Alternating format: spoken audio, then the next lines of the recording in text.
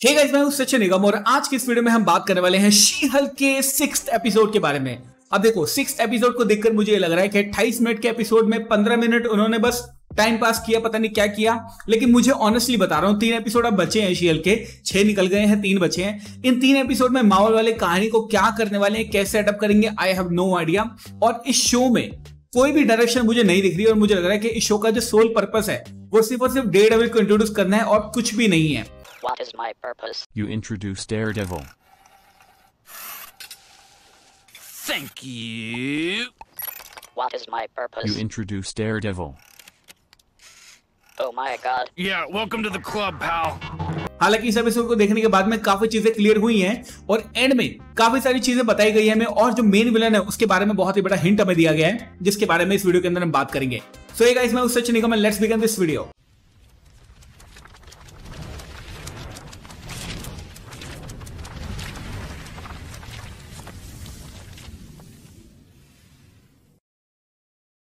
सबसे पहले अगर स्टोरी की बात करें ना तो एपिसोड की शुरुआत में हम देख सकते हैं कि टाइटेनियम इस्लानी यानी कि जो हमारी शी हल्क है ना, जेनिफर वॉटर्स, उसको एक इनविटेशन आता है और उसको एक वेडिंग में बुलाया जाता है। वेडिंग में जाती है, वहां पर उसकी फ्रेंड है लुलू और वहां पे टाइटेनियम आकर उसको परेशान करने की कोशिश करती है और एंड में दोनों की फाइट होती है जहां पर टाइटेनियम के दांत टूट जाते हैं, वो चली जाती है डेंटिस्ट के पास में। तो ये है एक तरह से जो मेन प्लॉट है इस कहानी का वो। लेकिन जो मेन चीज यहाँ पे आती है वो ये है कि सबसे पहले हमें एक कैरेक्टर देखने को मिलता है जिसका नाम है क्रेग हॉलिस। अब क्रेग हॉलिस की अगर बात करें तो अपने आप को मिस्टर इमॉर्टल बुलाता है और होना भी चाहिए क्योंकि कॉमिक्स के अंदर भी सेम वो बंदा था, मतलब एक तरह से वेस्ट कोस्ट एवेंजर का पार्ट था मेरे हिसाब से, और ये बंदा कभी मर नहीं सकता। लेकिन कॉमिक्स में डेडपूल ने, चार्ल्स ज़ेवियर ने, बहुत बंदों ने इसको मारा है। हालांकि एमसीयू में शायद ये वापस से कभी हमें देखने को नहीं मिलेगा। और इस एपिसोड में हम देख सकते हैं कि ये अपना केस लेकर आता है कि भाई मैंने बहुत सारी शादियां वगैरह करी हैं और मैं उनसे पीछा छुड़ाना चाहता हूं, प्लीज मेरी मदद करो। तो मैलरी जो है वो इसकी मदद करती है।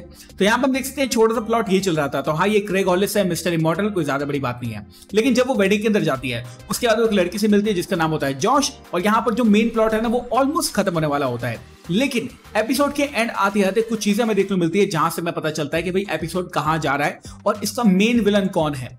हम देखते हैं मैलरी और जो निकी है ना वो एक न्यूज एजेंसी की वेबसाइट पर उसकी कहानी देख रही है, मतलब एक तरह से जेनिफर वॉटर्स के बारे में पढ़ रही है, और वहां पर उन्हें पता चलता है एक ब्लॉग के बारे में जो कि बिल्कुल शी हल्क के टोटली खिलाफ काम करता है। और वहां पर सारे बंदे जो है ना वो शी हल्क के अपोजिट ही पोस्ट कर रहे हैं। तो इस ब्लॉग का नाम है इंटेलिजेंसिया। जब जैसे ही मैंने देखा मैं समझ गया, मैंने कहा क्या होने वाला है, मुझे पता चल चुका है। और एंड में इसको पूरे तरीके से टीज कर दिया गया है कि इंटेलिजेंसिया ही वो बंदे थे जिन्होंने शी हल्क के ब्लड सैंपल को लेने के लिए कुछ गुंडों को भेजा था। चलो बात करते हैं इंटेलिजेंसिया के बारे में।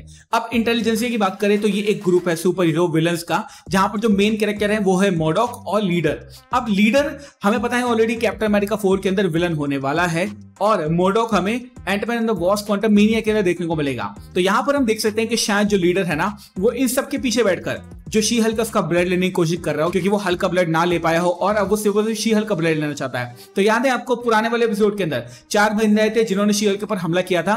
इसने बोलता है कि बॉस बिल्कुल भी खुश नहीं होंगे क्योंकि हम उसका ब्लड नहीं दे पाए। तो यहां पर हमें ये चीज कंफर्म हो जानी चाहिए एज मार्वल फैंस कि यहाँ पर जो है ना वो लीडर ही होगा जो कि इसका ब्लड लेने की कोशिश कर रहा है। वैसे ऐसा नहीं है कि लीडर ही होने वाला है, क्योंकि मार्वल के अंदर बहुत बार ऐसा होता है कि वो ग्रुप के मेंबर्स को चेंज कर देते हैं। मोडॉक मेरे हिसाब से अभी देखने को नहीं मिलेगा, तो मेरे हिसाब से लीडर या फिर कोई और छोटा मोटा विलन हमें देखने को मिल सकता है जो कि शी हल्क के ब्लड को लेना चाहता हो। कॉमिक्स में भी कुछ ऐसे ही हुआ था। कॉमिक्स में ना ये कॉस्मिक रेडिएशन को और गामा रेडिएशन को मिलाकर एक नए तरीके के पावरफुल बींग्स बनाना चाहते थे। तो मैं ये जूम करके चल रहा हूं कि शी हल्क के ब्लड का इस्तेमाल करके वो पावरफुल बींग्स बनाना चाहते हैं एमसीयू के अंदर। हम देखते हैं निकी और मैलरी जब ये बात डिस्कस कर रहे होते हैं ना, तो निकी बोलती है कि मैं कॉल करके बताना चाहती हूँ जेनिफर वॉटर्स को कि भाई क्या क्या चीजें चल रही हैं, लेकिन मैलरी इसको रोक देती है। मैंने बहुत बार नोटिस किया है कि जो मैलरी है ना वो कहीं ना कहीं ऐसी कैरेक्टर मुझे लग रही है कि कहीं ना कहीं इसका जो कनेक्शन है ना वो विलन के साथ हो सकता है।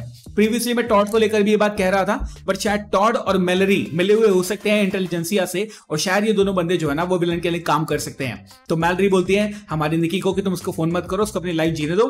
और यहां पर हम देख सकते हैं कि लेकिन फिर भी जो निकी है ना वो उसको कॉल कर देती है। उसके बाद जो जेनिफर वॉटर्स है उसका कॉल उठाती तो नहीं है, बट उसने जो मैसेज है वो छोड़ दिया है।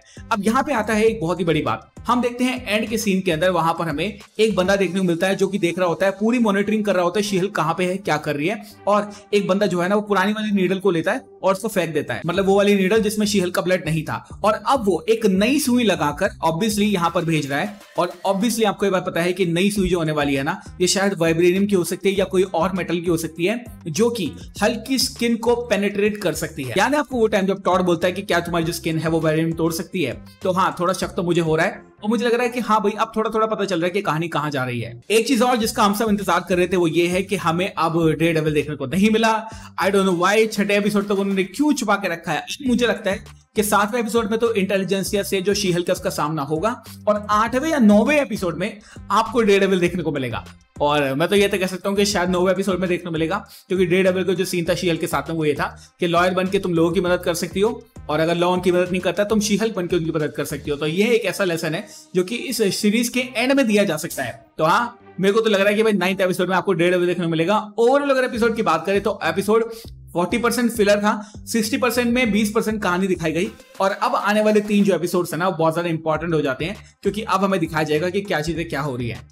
तो गाइस कमेंट सेक्शन में आप मुझे जरूर बताना कि अभी तक आपको शी हल्क कैसा लग रहा है। मैंने एक पोल डाला था अपनी कम्युनिटी पोस्ट पे जहां पर लोगों ने बोला कि 3 स्टार्स शो को हम देंगे, बट कोई बात नहीं, अभी 3 एपिसोड बचे हैं, शायद कुछ अच्छा ये कर पाए। और मैं होप कर रहा हूं कि इंटेलिजेंसिया को जब ये इंट्रोड्यूस करेंगे ना तो हम एक बड़ा विलन दिखाया जाए। मैं होप कर रहा हूं कि लीडर को एज विलन दिखाया जाए, क्योंकि कैप्टन अमेरिका 4 में वो विलन है, ये बात ऑलरेडी कंफर्म हो चुकी है। तो शी हल्क में उसका इंट्रोडक्शन किया जा सकता है और शायद ऐसा हो कि न्यू वर्ल्ड ऑर्डर का मतलब यही हो कि लीडर जो है वो नए सुपर सोल्जर्स बना रहा हो हल्क के ब्लड का इस्तेमाल करके।